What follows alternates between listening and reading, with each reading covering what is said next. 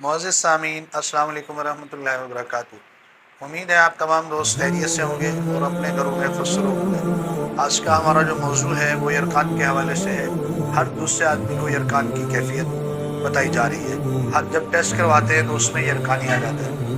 اگر یرقان نہیں آتا تو جگر میں گرمی ہوتی ہے۔ ایسے تمام دوستوں کے لیے ایک بہترین اور لاجواب نسخہ، بہت ہی آسان، آپ اپنا خود علاج کر سکتے ہیں، لیکن علاج ان کا ہوگا جو اعتماد کر کے کنٹینیو استعمال کریں گے تو نفع بھی وہی حاصل کر سکیں گے۔ سب سے پہلے آپ نے البخارا، زرش اور املی، یہ 3 چیزیں لے کر آپ نے پانی میں بھگونی ہے۔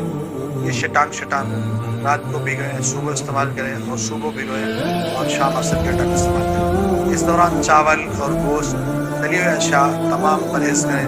انشاءاللہ 1 سے 2 منتھ استعمال کرنے سے جب آپ ٹیسٹ کروائیں گے آپ کا یرقان نہیں ہوگا، یرقان کا خاتمہ ہو چکا ہوگا۔ یہ بہت بے ضرر و باکمال نسخہ ہے، اس کو آزما کر دیکھیں، انشاءاللہ بہت نفع ہوگا۔